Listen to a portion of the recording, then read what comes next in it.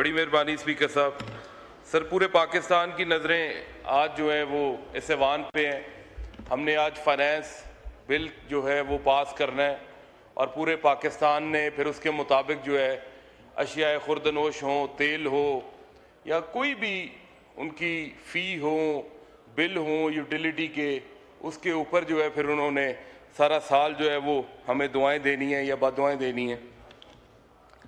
Sir, पहली बात तो ये है कि ये ऐवान जो है जिसके अंदर आज हम खड़े हैं, 1970s वाले इलेक्शन के बाद जब जुल्फ़कार अली भुट्टो साहब पीपल्स पार्टी की जब अक्सरियत यहाँ पे आई तो उन्होंने इस ऐवान को और साथ में उन्होंने एक और जो है वो ऐवान जिसे हम सेनेट कहते हैं वो भी उन्होंने उसी कॉन्स्टिट्यूशन जो बनाया उसके बाद उन्होंने उसी ऐवान की उसी जो है वो भुट्टो साहब के आइन की वजह से वो सेनेट बना। उस आइन के ऊपर या उससे पहले कॉन्स्टिट्यूशन अकॉर्ड भी सर हुआ, उसके ऊपर भी जनाब मौलाना फजलुर रहमान साहब के वालिद साहब हों या पीपल्स पार्टी के बानी भुट्टो साहब हों और बड़े बड़े लीडरान उस वक़्त के, उन सब के सिग्नेचर्स थे और सारे का सारा इस्तेहकाक जो है वो फाइनेंस बिल के रिलेटेड, मनी बिल के रिलेटेड सर इस ऐवान को दिया गया। ये इस ऐवान की जिम्मेदारी है कि मनी बिल, फाइनेंस बिल के सारे मामला देखे, लेकिन वक़्त गुजरने के साथ साथ ये सारी चीज़ें आइन का जब हुलिया बिगड़ा तो सेनेट जिसका काम ही सिर्फ जो था वो सूबों के वसाइल की तकसीम और पाकिस्तान के अंदर सूबों के अंदर बराबरी के ऊपर जो है चीज़ों को देखना था, उन्होंने अपना सारा ध्यान जो है वहाँ से हटा के और सिर्फ ये स्टैंडिंग कमेटियों के अंदर जो है वो नंबरदारियाँ लेनी शुरू करने से लेके पब्लिक अकाउंट्स कमेटी के अंदर जो है वो नंबरदारियाँ लेने की शक्ल में और मनी बिल और सारी की सारी जो है वो अथॉरिटेरियन जो है और ओवरसीयर का किरदार अदा करने के लिए। देखिए, मैं बात कर लूं फिर आप बात कर लीजिए। मैं एक ऑनरेबल मेंबर्स को रिक्वेस्ट करूंगा, सेनेट जो है वो पार्लियामेंट का हिस्सा है और सेनेट पार्लियामेंट का हिस्सा है और हमारे जो वहाँ ऑनरेबल सेनेटर्स बैठे हैं वो हमारे कोलीग्स हैं और काबिल एहतराम हैं,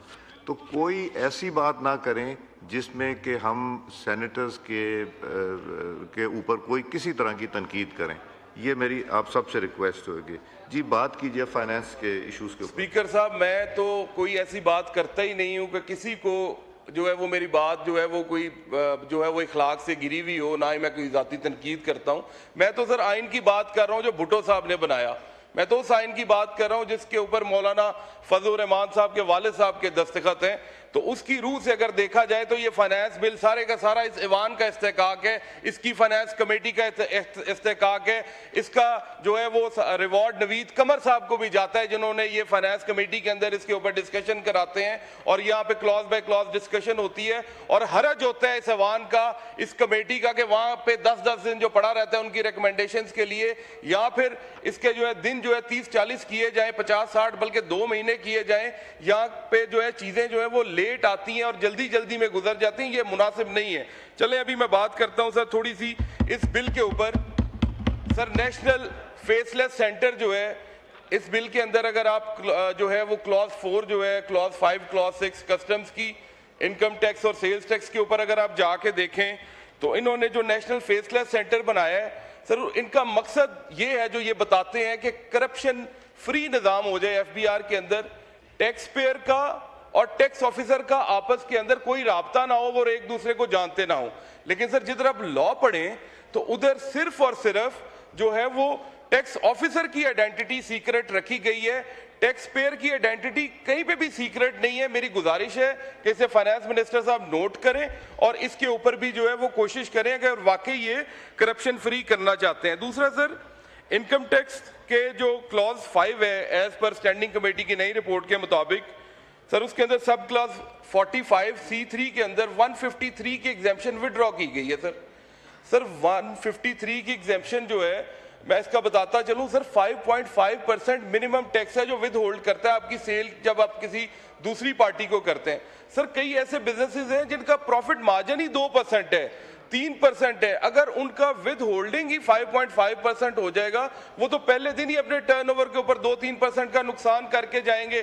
तो मेहरबानी पूरी दुनिया के अंदर मिनिमम टैक्स का कॉन्सेप्ट खत्म होता जा रहा है, यहाँ पे भी खत्म करें। एडवांस आप ले रहे हैं, खैर गुजारा करें, मिनिमम ना लें। मिनिमम का मतलब है आपको नुकसान हो फायदा हो वो आपने देना ही देना है। और सर सबसे आखिर से इन्होंने सर सेक्शन 33 सेल्स टैक्स के अंदर हर किस्म की पेनल्टी बढ़ा दी, इनकम टैक्स के अंदर पेनल्टीज बढ़ा दी। सर अभी कारोबार वैसे ही नहीं चल रहे, हर बंदा परेशान है, तो इन्हें सिर्फ और सिर्फ जो है वो पेनल्टीज बढ़ा के सर इनका रेवेन्यू नहीं पूरा हो सकता। मेहरबानी करके ये उसके ऊपर भी नजरेसानी करें। और आखिर में सर इन्होंने एक सेक्शन 25 जो है सर वो इंट्रोड्यूस कराया है सेल्स टैक्स के अंदर, उसका नाम है सेल्स टैक्स अफेयर्स। सर ये बड़ा एक खास है कि उन्होंने कहा है कि जो अकाउंट सबमिट किए जाते हैं एफबीआर को, उसके अंदर अगर कोई कम्प्लेक्सिटी हो, हमें अकाउंट्स की समझ ना आ रही हो, अकाउंट्स जो है वो बड़े लेंथी हों, ट्रांजैक्शन ज़्यादा हों, तो ये कमिश्नर को इख्तियार है कि वो अपनी मर्जी की ऑडिट फर्म जो उसके पैनल पे एफबीआर पे हो वो उसे नए सिरे से ऑडिट कराए।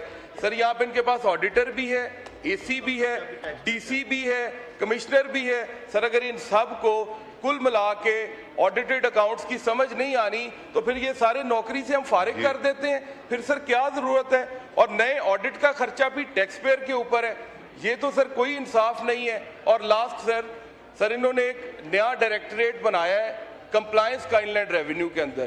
पिछले साल भी इन्होंने एक नया डायरेक्टरेट बनाया था कस्टम्स के अंदर।